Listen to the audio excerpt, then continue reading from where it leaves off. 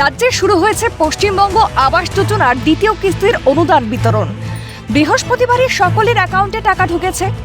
লাভপুর ব্লকে মোট 744 জনের অ্যাকাউন্টে টাকা ঢুকেছে। খুব স্বাভাবিকভাবেই খুশি গরিব মানুষরা।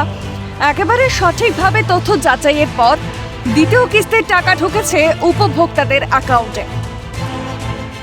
আমরা দেখেছি লাভপুর ব্লকে 744 জনের অ্যাকাউন্টে টাকা ঢুকেছে এবং যেটা সবচেয়ে বড় গুরুত্বপূর্ণ বিষয় যে সমস্তটাই কিন্তু যাচাই করে কিন্তু সাধারণ যে সমস্ত গরিব মানুষ যাদের মাথায় ছাদ নেই তাদের বাড়িতেই কিন্তু তাদের অ্যাকাউন্টে কিন্তু টাকা ঢুকছে এমনটাই কিন্তু জানা যাচ্ছে। এবং লাভপুর ব্লকে আমরা যেটা গতকালকে দেখেছি যে একদম লাভপুরের যে বিডিও অফিস সেই বিডিও অফিসে কিন্তু তাদেরকে ডেকে তাদেরকে সম্মান জানিয়ে তাদের হাতে চেক তুলে দেয়।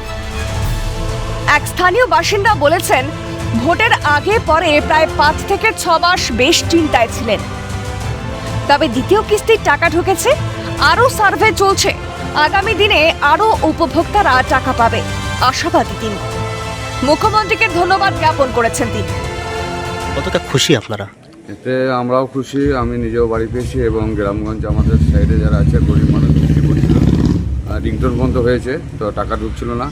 বিগত 5-6 মাস ধরে সবাই টেনশনে ছিল যে সরকার পাল্টিয়েছে, তো এই সরকার শুভেন্দু অধিকারীকে মুখ্যমন্ত্রী ধন্যবাদ এবং সবাই খুশি। মানে আগামী দিন আরও বাড়ি ঢুকবে, নতুন সার্ভে চলছে। আর এক স্থানীয় বাসিন্দার মতে দ্বিতীয় কিস্তির টাকা অ্যাকাউন্টে ঢুকেছে। পূর্বতন সরকারের আমলে কাটমানি চাওয়া হয়েছিল, কিন্তু তিনি দেননি, প্রতিবাদ করেছিলেন বলে তার দাবি। এই যে গতকালকে আবার টাকা দেওয়ার ঘোষণা করেছে, পেয়েছেন টাকা? হ্যাঁ, এই যে এতদিন পরে টাকাকে পেলেন, কোথাও কি মানে ইয়ে হচ্ছিল যে সমস্যা হচ্ছিল বাড়ির? বাড়ি যেমন ঘরটা পেয়েছিলাম, আগে তো বিগত সরকার ছিল, হুম, তিনি চেয়েছিলেন কিন্তু আমি দিইনি, আমি প্রতিবাদ করেছিলাম এবং আমি বাড়ি পেয়েছি অথচ টাকা দিই। মুখ্যমন্ত্রী শুভেন্দু অধিকারীর সরকার কথা দিয়েছিল, সেই কথা রেখেছে বলেও দাবি অপর এক স্থানীয় বাসিন্দা। মানুষ নিরাশায় ভুগছিল যে দ্বিতীয় ভাইয়ের টাকাটা পাবো কিনা, কিন্তু বর্তমানে বিজেপি সরকার এসেছে, কথা দিয়েছিল, কথা রেখেছে, ও দ্বিতীয় কিস্তি টাকা ঢুকছে। বিগত সরকারের আমলে এই প্রকল্পের নাম ছিল বাংলার বাড়ি।